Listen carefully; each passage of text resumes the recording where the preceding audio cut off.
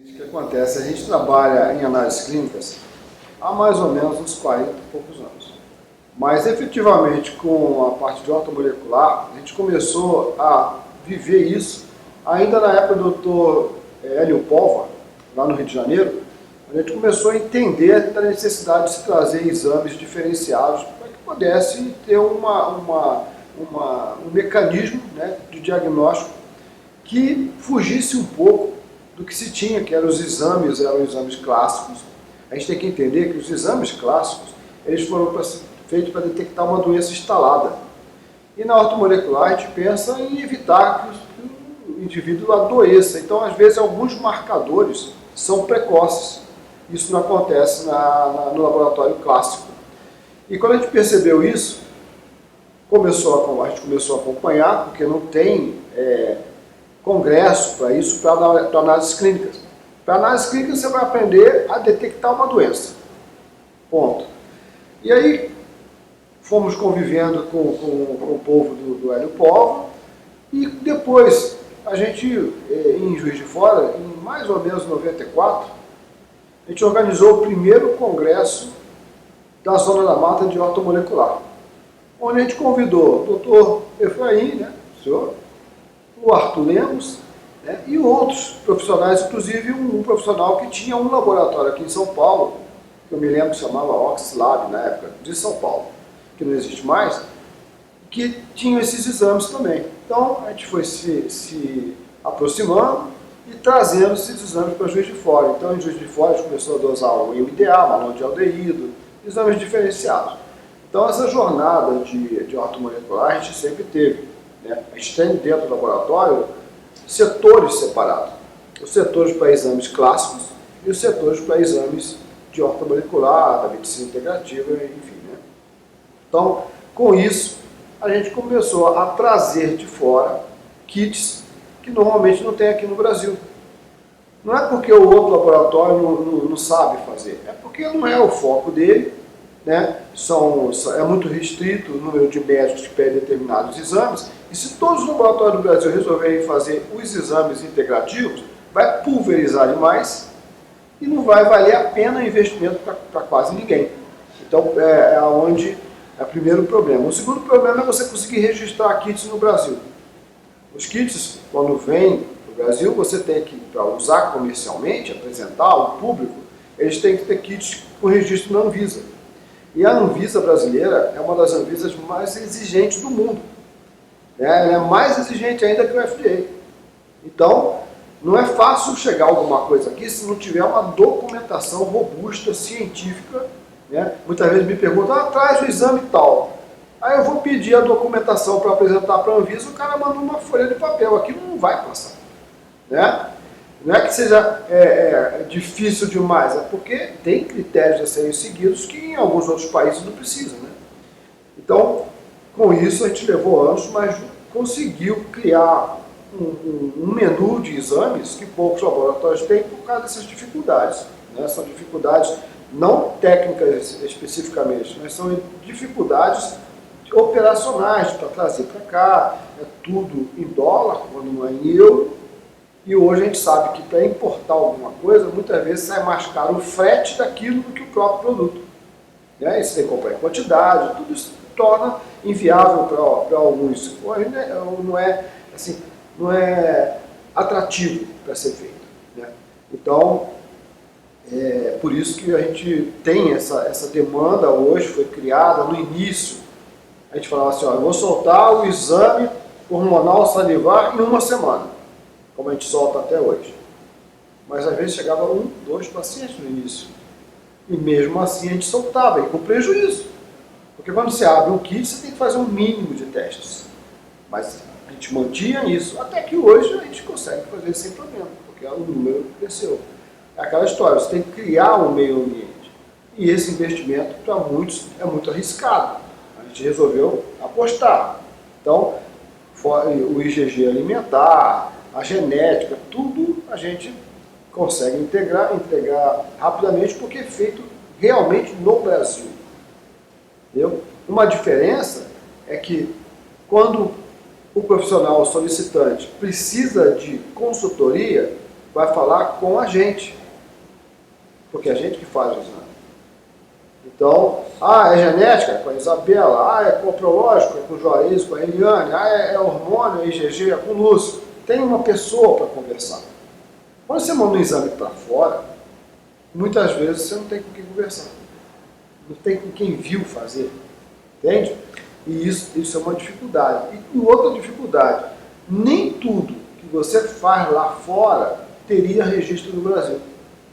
Então, alguns exames que não conseguem registro no Brasil, você colhe e manda para fora. Isso é incoerente, né? Se você não pode fazer aqui, por que você pode mandar fazer lá? E isso acontece. Então, eu evito mandar exame para fora, porque eu quero fazer aqui dentro. Aí eu mostro, tem documentação. Entendeu? Então, basicamente é isso. A gente tem trabalhado há muitos anos e o diferencial que a gente vê é estar próximo ao médico, é conversar com o médico.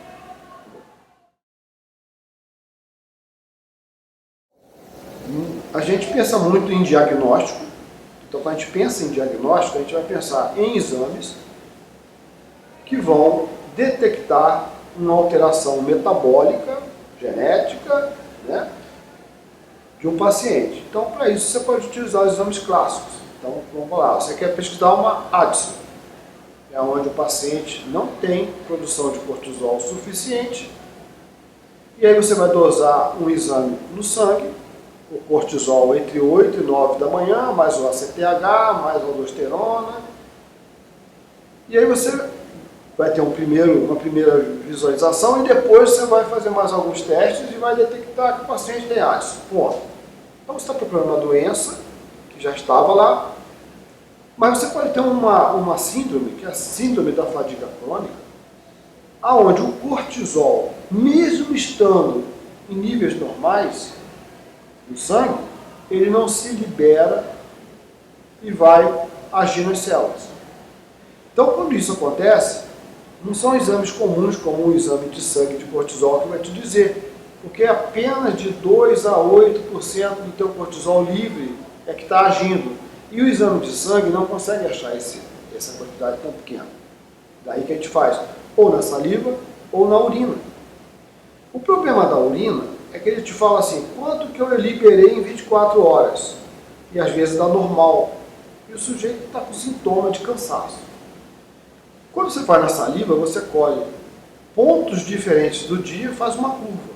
E aí, às vezes, você descobre que, apesar de normal no total, a distribuição do dia está toda errada. Está muito pouco de manhã, está muito alto de tarde, está mais alto ainda à noite. Tinha que ser assim, está assim.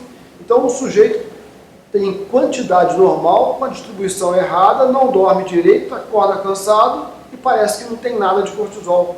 E muitas vezes ele recebe um cortisol, um hidrocortisona e não precisava daquilo. Ele precisava mudar o estilo de vida, entrar com adaptógenos, que são questões completamente diferentes, que não atacam tanto assim o corpo. Uma hidrocortisona é uma hidrocortisona, você vai ter uma alteração, você vai ter um custo por entrar naquilo ali, um custo metabólico, né, do paciente. Então, quando você tem um laboratório que pesquisa as coisas mais afinadas, eu costumo dizer assim, uma doença clássica, um exame bruto já te diz, porque já aconteceu o problema. É como você tem um pneu, você olhou para o carro, está vazio, você viu. Agora, se você tem um ouvido bom, você está escutando esvaziar antes de terminar de esvaziar. Você vai agir. Você vai entrar no carro e vai levar logo no posto. Quando você chega, já fundou, tem que trocar. Então, a diferença dos exames é essa. Um exame muito grosseiro é para o que já aconteceu. Um exame mais afinado é porque está vindo alguma coisa aí. Então, existem vários exames integrativos, ortomoleculares, que ajudam nisso. Então, quando você vai pesquisar, por exemplo, os hormônios livres, você detecta coisas que estão acontecendo, a questão funcional no indivíduo, sem ele estar ainda com um problema de baixa de hormônio. Então, mas a testosterona do fulano está 400, que não é ruim, mas ele está com sintomas de que tem pouca testosterona. Primeiro, que é inespecífico. Você pode ter sintomas de não ter testosterona suficiente, tê-la, e na verdade o que está te afligindo é um cortisol que está muito baixo, um estradiol que está muito alto, uma prolactina que está muito alta. Então, às vezes, pela clínica do paciente, você pode se enganar, porque é muito clássico que a testosterona você vai estar desanimado, né? Mas tudo isso pode ser causado por outros hormônios também, e a testosterona não tem culpa. Mas, se você dosa a testosterona na saliva, por exemplo, você está vendo a fração que estaria funcionando. Então, às vezes, apesar de ter 400, o sujeito está com 30 e teria que estar no mínimo com 90 picogramas de testosterona na saliva. E aí você percebe que o sujeito está realmente com aquém do que ele precisava. Mas ele é um hipogonádico? Ele não tem testosterona? Não, ele tem. Então vamos ver o que está acontecendo com esse indivíduo. Aí vamos fazer uns testes hepáticos, tireoide, porque tudo isso interfere na liberação do hormônio. Então a diferença está nisso. Se você fizer no sangue e o cara está com 150 de testo, ele é hipogonádico, temos que tratar ele com doses altas de testosterona. Não, o indivíduo está com testo normal, não é hipogonádico, está funcionando mal no sentido de testo, vamos dosar. Ah, testo livre está baixo, então é um problema funcional, não de produção. Vamos tratar isso como? Primeiro arruma o terreno do cara. Aí tem outros exames integrativos, né, que você vai fazendo, uma pesquisa de oxidação, de estresse, de adrenal, várias pesquisas. Inclusive pegar alguns exames clássicos e modificar a forma, né, aí é o off-label. Então, por exemplo, você dosa uma insulina, de jejum ela está normal. Aí você pede para o indivíduo se alimentar, aí dosa 1, 2, 3 horas depois, e a insulina do cara está muito acima do que deveria ser. Ué, então a insulina de jejum não te ajuda a diagnosticar a resistência insulínica que está chegando. Vai te ajudar no que já está impactado. Então o cara às vezes tem 20, 15, 30 de insulina pela manhã em jejum, esse já está. Mas ele tem 4. Toma um destrozol, que é um açúcar, em 1 hora vai a 120, não podia passar de 40 a 50, foi a 120. Então ele tinha 4 de manhã, mas quando ele come o negócio sai do controle, e ele come o dia todo, e isso alto vai interferir na testosterona livre dele também. Entende? Então, exames clássicos temos que tomar um cuidado. Né? Então, é nisso que o laboratório que está ligado com a automolecular pode agir.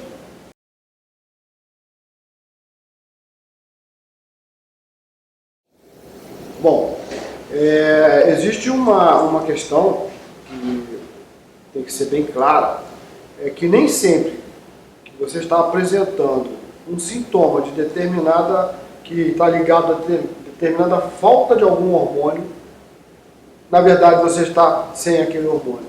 Então, você pode ter o hormônio, mas ele não está conseguindo atuar. Então tem um cara que falou em 1988, chamado Kaplan, ele falou assim sobre cortisol. Sintomas de hipocortisolismo não advêm necessariamente de hipocortisolismo.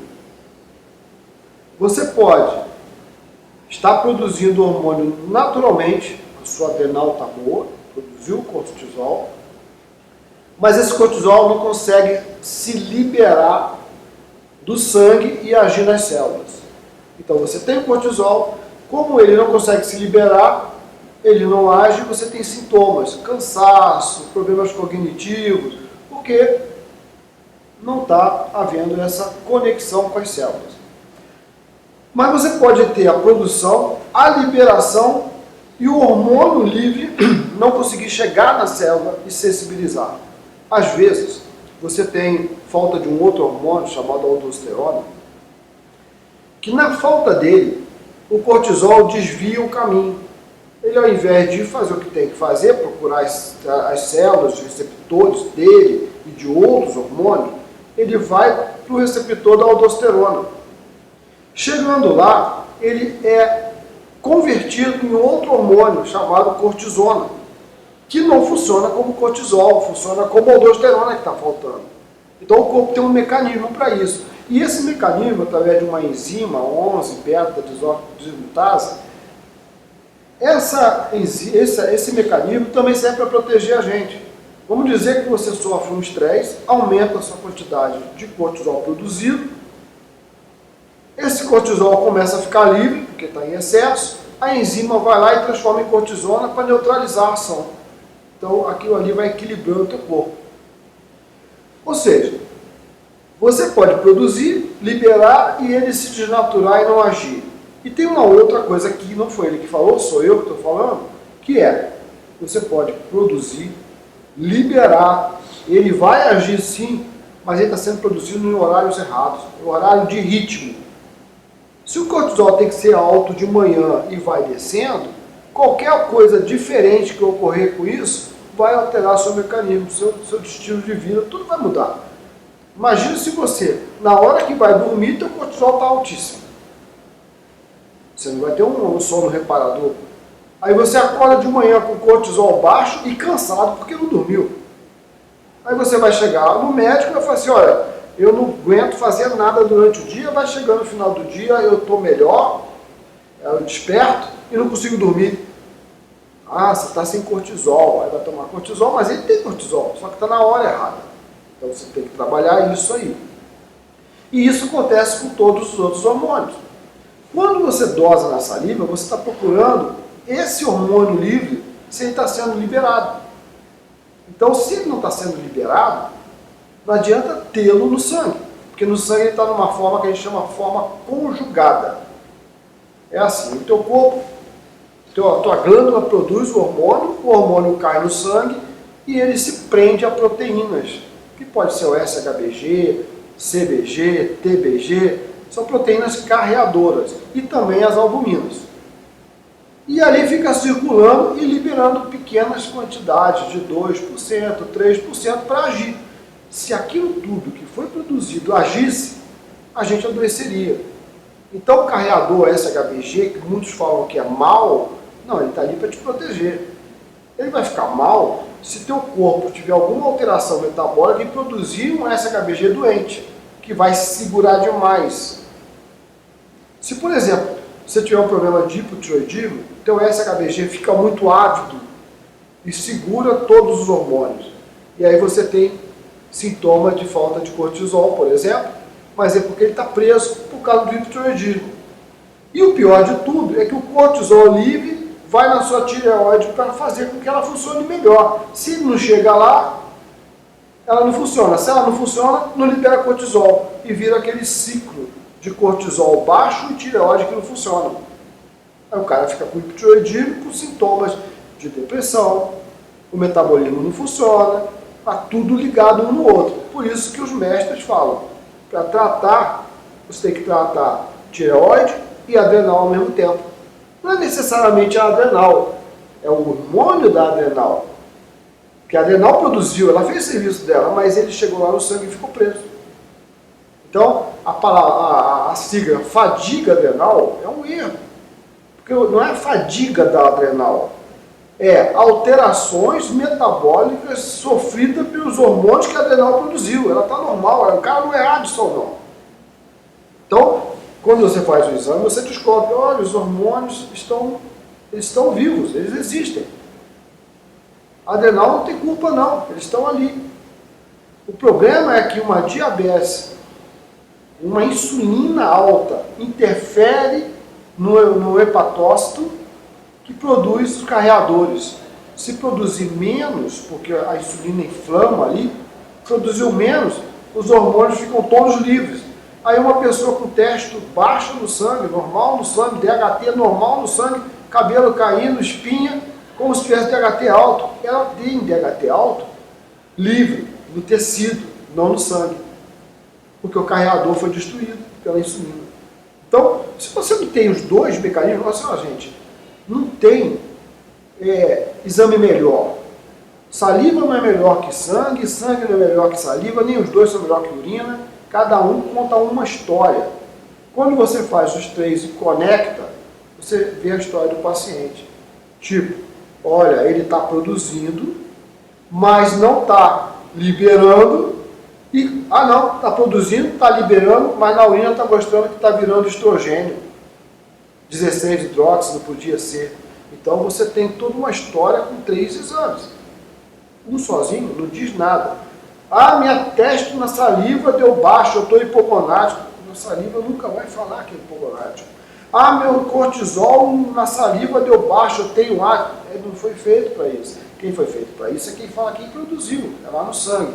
Então essas conexões que tem que ser feitas e que estão faltando serem feitas, né? E aí, por que tem que fazer um exame desse? Para determinar o tratamento correto. Modular hormonalmente não significa necessariamente dar hormônio. Às vezes dar um bloqueador de uma enzima já resolveu, como eu falei agora, da aldosterona. Às vezes melhorar o sistema hepático já libera mais hormônio que o cara já tem. Às vezes acabar com a resistência insulínica do sujeito, diminuir pelo menos, você vai segurar o hormônio que você não quer que fique livre demais. Isso é modular. Não necessariamente sair dando hormônio. Você pode estar tendo sintoma, mas você tem hormônio. Esse estudo que tem que ser feito é um estudo cuidadoso. O cara pode chegar e sair recebendo hormônio. Isso acaba trazendo problema para o sujeito. E aí, por que faz genético? Na minha opinião, e na opinião de qualquer geneticista, antes de se entrar com algum tipo de hormônio, você precisa saber, já que você soube se precisava, eu preciso, ótimo, mas nem todo mundo que precisa pode. Às vezes a genética do sujeito não permite a entrada de hormônio. Mas ele já tinha hormônio? Ele tinha, mas o corpo está tendo um mecanismo de diminuir, por isso que ele está aqui. Tem mulheres que não podem usar a progesterona. Isso parece um tabu, né? Progesterona é boa para todo mundo. Não é boa para todo mundo. Progesterona é boa para quem pode. Porque tem mulheres que têm mutações genéticas que aonde a progesterona acaba desencadeando mais proliferação celular, ao invés de evitar. O problema genético dela. E sabe qual é o principal característica de uma mulher dessa? Ela tem pouca progesterona. O corpo dela está tentando frear algo que vai fazer mal para ela. Aí você chega e dá mais progesterona. Nem todo mundo que tem exame baixo vai poder receber. Geneticamente ela não está preparada. Então, como saber? Eu vou fazer o exame de urina para ver o metabólito. Mas aí já aconteceu, você já deu. Você tem que evitar, dá para quem não pode. Então você começa primeiro determinando se aquela pessoa pode receber, ou precisa, ou pode. E aí sim você vai entrar. Não pode nada? Não sei. Tem mulheres com esses marcadores positivos, que é o BRCA1 e 2, por exemplo, para progesterona, ou o Gene-Conte para estradiol. Quem fala melhor sobre isso é a nossa geneticista, vai ser alguma coisa, que ao receber doses baixas de progesterona, 10 miligramas, transdérmica, por exemplo, elas sentem mastalgia, sentem dor no seio. O corpo já está reagindo. Quando você vai ver, a genética dizia, não dá. Vamos baixar. Baixa para 8, continua. Baixa para 5, continua. Baixa para 3, para. Mas tem que monitorar. Por quê? Pode ser que esse 3 esteja causando um problema em silício. Então, tem que verificar se precisa, se pode e como vai chegar lá. Então, por exemplo, eu falei em progesterona transdérmica. Bom, progesterona transdérmica vai te ajudar no metabolismo, cognição, pele, protege neurônio. Mas você tem problema para dormir? Você quer resolver endométrio? Tem que ser oral. Então, cada local, cada estudo vai te dar uma via. Entende? Então, essa situação onde os hormônios, onde a genética tem que ser estudada, isso serve para uma coisa bem interessante. Primeiro, para a proteção do paciente. Segundo, para evitar gasto desnecessário. Porque se você sai aleatoriamente oferecendo hormônios e suplementos, um paciente que geneticamente não vai utilizar aquele suplemento da forma certa, tem gente que ao tomar vitamina D, não adianta nada. Tem que tomar uma dose mais alta. Tem gente que se tomar vitamina D vai passar mal. Isso é geneticamente que você determina. Né? Então, nem tudo foi feito para todo mundo. Tem que primeiro individualizar o sujeito. Então essas duas visões são duas visões interessantes que você pode ver. Muita gente fala de microbiota, por exemplo. Ah, vou fazer a microbiota. Ah, vamos pensar. Vamos fingir que o seu intestino, o seu sistema gastrointestinal seja um aquário. Um aquário de peixe, isso que as crianças têm. Aí você tem lá, colocou água, colocou areia, colocou os peixinhos, tudo está muito bem. Passa 15 dias, começa a aparecer peixe doente. Você vai, como se fosse um microbioma. Esses aqui estão morrendo, eu tenho que colocar de volta esses aqui. Aí você faz isso. Passa 10 dias, morre de novo. Aí você faz de novo, morre de novo. Ou seja, você conheceu qual os peixes, bactérias que você tem que colocar de volta, mas não está dando certo. Mas por quê? Porque você colocou de volta seres que não estão dando certo num ambiente que está alterado. Você não viu o pH da sua água, você não viu se tem amônia, se tem nitrito, se tem alguma doença, algum parasito, e está colocando coisa nova. Você tem que fazer uns exames, primeiro, para ver o que está acarretando o problema, a base. Você está tentando tratar o resultado. O resultado é a bactéria alterada. A população não é a que você quer, mas essa população está morrendo porque o intestino, a falta de enzima, a falta de ácido clorídrico, tudo está interferindo. Quando você faz um exame, um coprológico bem feito, e dosa algumas enzimas, dosam marcadores inflamatórios, marcadores de alta permeabilidade, zonulina fecal, elastase pancreática para ver se está tendo muita gordura sendo perdida. Quando você vê tudo isso, e você descobre que às vezes o paciente só não mastiga direito. Com um exame desse, você às vezes descobre que o problema é mastigação. Um fonoaudiólogo vai resolver o problema do cara. Não vai ser entrar com mais probiótico. Aí quando você resolve tudo isso, é só entrar com pré-biótico e de repente tudo se normaliza, como se fosse um passe de mágica. Mas não, é que o ambiente está bom. Se o ambiente está bom, tudo volta a funcionar. Ah, não deu certo. Fiz tudo, resolvi, tinham problemas, mas não está dando certo ainda. Ah, então agora vamos ver qual bactéria que falta. Porque agora eu tenho a casa arrumada. Eu posso pegar a bactéria e colocar lá, mas eu preciso saber qual é. Aí eu faço microbioma.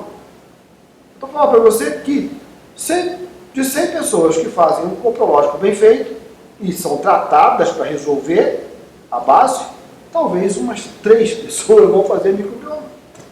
E olha que eu faço microbioma. Não, você está falando quanto exame? Não, estou falando o que é correto, qual é o segmento que tem que ser feito. Entendeu? Isso para tudo na ortomolecular, você tem um segmento. Desde começar, o que está gerando esse problema que trouxe o cara aqui.